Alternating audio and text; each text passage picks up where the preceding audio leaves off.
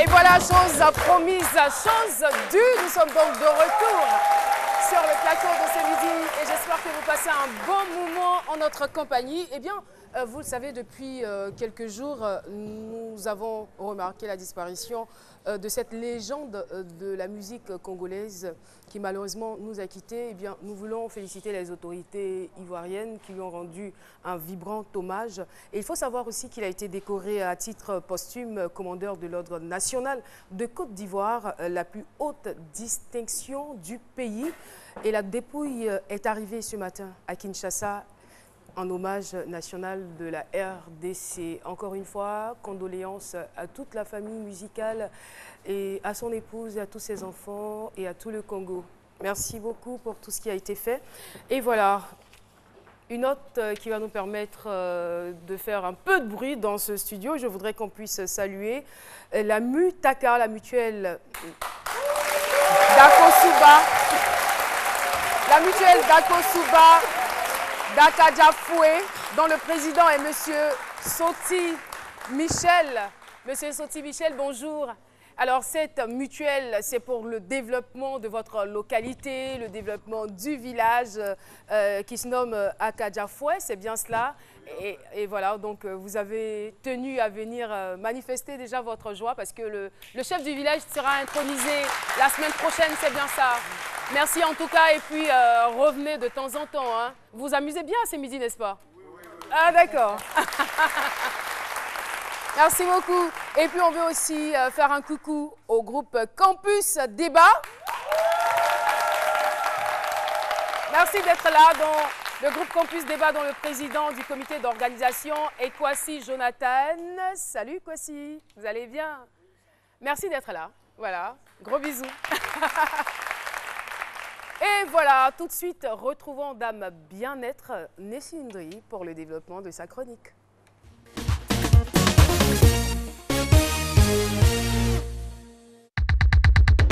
Ici aujourd'hui avec toi, on va danser. Et déjà aujourd'hui, nous allons faire un cours de djembel. Djembel qui est un cours qui est classé dans la catégorie des danses sportives. C'est de la danse urbaine avec quelques codes de fitness.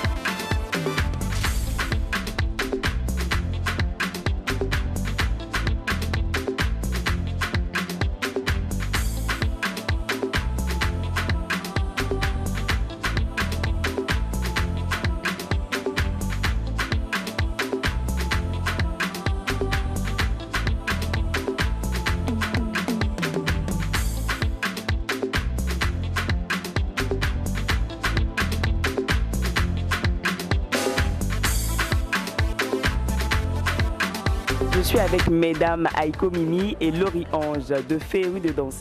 Alors mesdames, qu'est-ce que la danse vous apporte? Nous faisons partie d'un groupe de femmes qui a pour objectif de perdre du poids. Donc depuis qu'Anissé a commencé ses cours ici, nous essayons d'être assidus au cours parce que ça nous permet de nous défouler et puis en même temps de brûler des calories. Donc c'est la meilleure occasion pour nous de s'amuser et puis d'atteindre nos objectifs. Moi personnellement, j'aime bien la danse et puis en plus ça me permet de brûler des calories. Et puis le cours est tellement intéressant qu'on s'amuse sans voir le temps passer. Depuis tout petit je danse, mais la danse professionnelle, ça fait 4 ans maintenant que je fais. Moi ça fait 7 mois. 7 mois. Je danse depuis 3 ans maintenant. Et qu'est-ce que cela t'apporte? Mais bon, sur le plan physique, j'ai une très bonne santé, ça il faut le dire. Et ça m'aide à être posé dans la tête et ça m'aide à pouvoir m'exprimer en public, me présenter aux gens sans avoir honte. La joie, on arrive à se libérer, se changer les idées avec la danse. Moi, ça m'aide à perdre d'abord le poids parce que vraiment j'étais vraiment obèse, tout ça. Donc grâce à la danse, je suis devenu fluide et tout. Donc la santé d'abord. Moi, ça me donne le self-control. Je prends le contrôle de moi-même quand je suis là. Face au public aussi, j'arrive à librement m'exprimer. Ça nous distrait, voilà. Ça nous aide à bien nous sentir, quoi. Voilà la danse. Mais voilà, donc Méliane, tu vois, Elle est pas donc, pour chorégraphe des par personnes hasard. qui ont des difficultés à faire du sport, tout ça, voilà, vous avez une opportunité en moyen, un parallèle pour vous permettre de dépenser de l'énergie, surtout en prenant de plaisir. Je Voilà. promets. Et ça se passe où? Parce que j'ai reconnu un danseur, mon t-shirt est perdu, ça va une semaine. J'ai vu Tricot là sur le jeune là. C'est où? Votre danse, c'est où? Je te donne Ça, c'est même pas fait télévision. Philo, tu n'es pas amusement. bon, Sérieux. arrête. J'ai vu mon t-shirt blanc, il ne voit pas faire 2-3 semaines. Et je retrouve ça dans des trucs. D'accord. Philo, tu as sorti. Pardonnez, vous avez fait les histoires là après.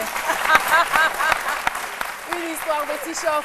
Eh bien, notre deuxième invité surprise du jour est journaliste et aussi président de Greencast Africa. Je vous invite tout de suite à recevoir Monsieur Eric Agnero.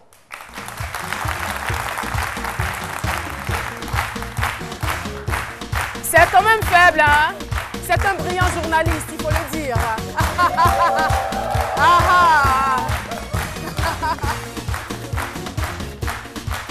Et oui, Eric Agnero, bonjour et bienvenue sur notre plateau. Bonjour et merci de me recevoir. C'est un honneur ouais. d'être là. C'est comme si j'étais allé à l'hôtel Ivoire quand j'avais 5 ans. Waouh, waouh, j'imagine hein, quand on est petit, Oui. qu'on va à l'hôtel Ivoire, c'est Ouais. franchement, c'est le rêve quoi. Alors, avec vous aujourd'hui, je rappelle que vous êtes le président de Greencast Africa, qui est une ONG de communication environnementale. Et donc, on ne va pas dire que vous êtes à l'origine de la protection de la terre, de tout ce qu'il y a, mais depuis 2009, la Côte d'Ivoire, à travers ses réseaux, a donc décidé de s'intéresser à tout ce qui concerne la protection de la terre. Et il y a même une journée donc, qui est célébrée en cet honneur. Oui, la journée de la Terre qui est célébrée le 22 avril tous les ans depuis que je suis né d'ailleurs. Depuis 1970. Et si je fais les calculs, ça doit faire 46 ans. Ah, ok. Je le porte bien, non? Oui, bien sûr. Alors, la journée de la Terre, en fait, c'est un mouvement qui s'est dégagé des mouvements habituels qu'on a. Parce que l'ONU et donc la communauté internationale fête la journée de l'environnement. Et donc, un sénateur aux États-Unis en 1970 a voulu que ce soit les communautés elles-mêmes qui portent ce combat-là. Et depuis lors, d'année en année, c'est passé à tous les pays.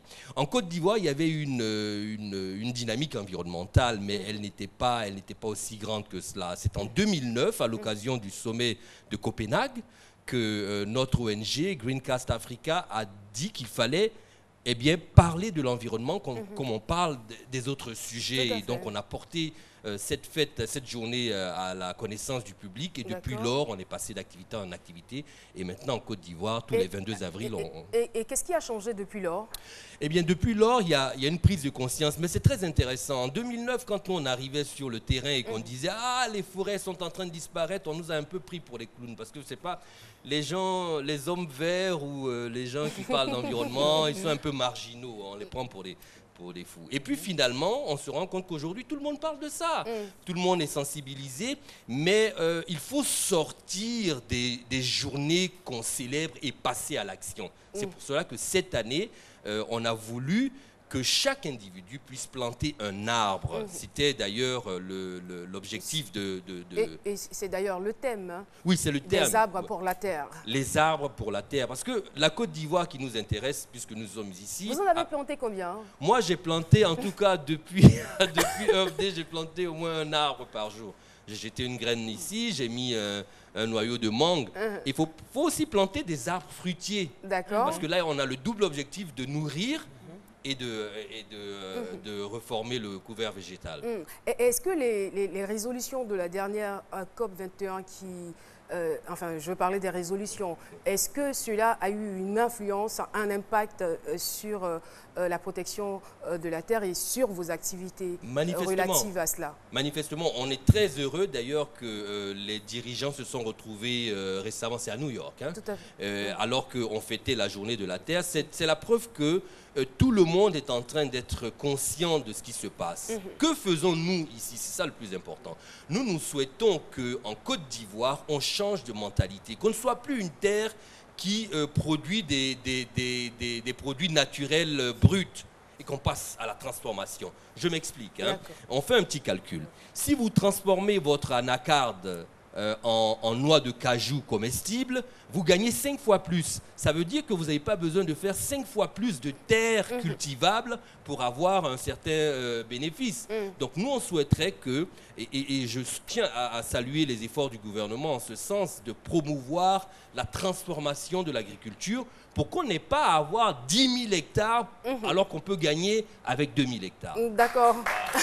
C'est très bien. Et très rapidement, c'est vrai qu'il est l'heure, avant de vous laisser partir, parce que le sujet, il est très concernant, je souhaiterais savoir les actes qu'il faut poser au quotidien pour ne pas détruire la terre. Bon, qu'est-ce qu'il faut éviter? Parce que vous nous avez dit déjà qu'il faut planter des arbres, mais qu'est-ce qu'il faut éviter pour détruire la terre? Il faut éviter de couper les arbres. Je ne sais pas si vous avez remarqué, à Abidjan, il n'y a plus d'arbres. On m'a dit, il y a un peu quand même la forêt du Banco. Non, mais la forêt du Banco est même menacée si on y prend garde. Donc, il faut éviter de détruire la forêt. Il faut revenir. Nous, notre forêt est détruite par l'agriculture intensive. On n'a pas besoin de 50 000, 100 000, 1 million d'hectares. Il ne reste que 2 millions d'hectares de forêt en Côte d'Ivoire. Si demain on doit faire cacao là-bas, comment on va faire? J'adore cette chute. Merci beaucoup. Eric Agnero, journaliste, président de la Greencast Africa, qui est une ONG de communication environnement. On parlait avec lui de la journée de la Terre. Merci infiniment d'être passé sur notre plateau. Alors, pendant que notre invité quitte le plateau, nous allons retrouver tout de suite Méliane Cuny.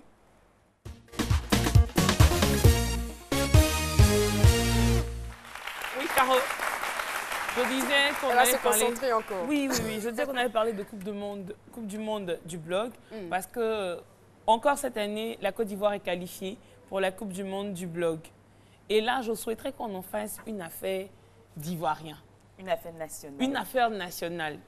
Parce que, je veux dire, dans différents pays, aujourd'hui, on est premier pour l'instant. Depuis quelque temps, mais les votes finissent le 2 mai. On est premier pour l'instant.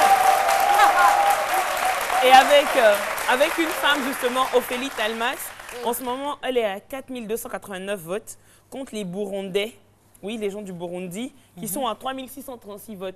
Et eux, justement, regardez la photo ce qu'ils ont posté sur Twitter, la deuxième image, ils en ont fait une affaire d'État. Il dit, les Ivoiriens nous déclarent la guerre, votez et mobilisez-vous. Donc, eux, déjà, ils ont commencé à faire une mobilisation nationale pour que le Burundi soit premier. Mais nous aussi, on va charger l'affaire pour que la Côte d'Ivoire soit première. Et justement, on a Ophélie Talmas qui est avec nous. D'accord, mais avant de la recevoir, je veux dire que c'est quoi les critères sur lesquels on doit vraiment insister? Parce qu'au-delà de pouvoir soutenir des candidats, il faut quand même qu'ils aient ce qu'il faut, le talent et puis... Déjà, pour qu'ils soient sélectionnés, c'est qu'il faut que leur blog remplisse certains critères en termes d'écriture, en termes de visite, de contenu. Qui doit faire ça, le public? Non, chacun crée son blog. Donc, à ce niveau actuel, ils méritent tous d'être là. Voilà. Donc, tout va dépendre du vote maintenant. Bah là, il va falloir qu'on vote. Et son blog s'appelle Rythme d'Afrique. Rythme d'Afrique, voilà. Alors, Ophélie Talmas est là. On va la recevoir rapidement. Digital profession, digital manager, blogueuse. Elle a reçu le prix de la meilleure blogueuse en Côte d'Ivoire. Et son blog est finaliste à la 12e édition de la compétition internationale de blog. Donc c'est elle qu'on doit soutenir en fait.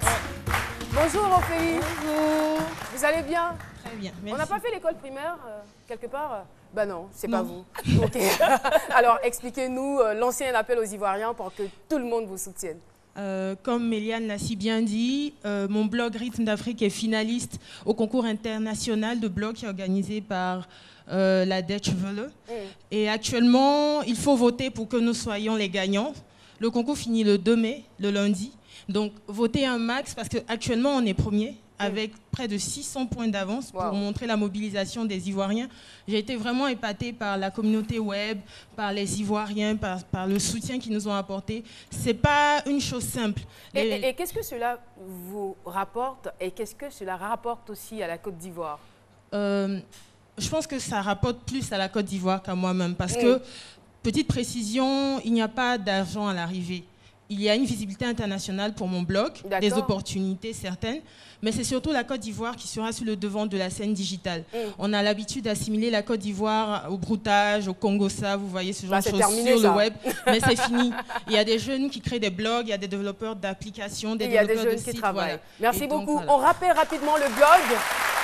Rythme d'Afrique dans la catégorie Rythme d'Afrique. Alors, vous allez retrouver ce blog non seulement sur la page de Méliane, mais aussi sur la page Facebook de C'est Midi. Vous aurez le lien pour voter. Merci infiniment. L'émission est terminée. L'émission est terminée, mais avant, permettez-moi de vous présenter le spot de notre partenaire et puis on revient pour la conclusion.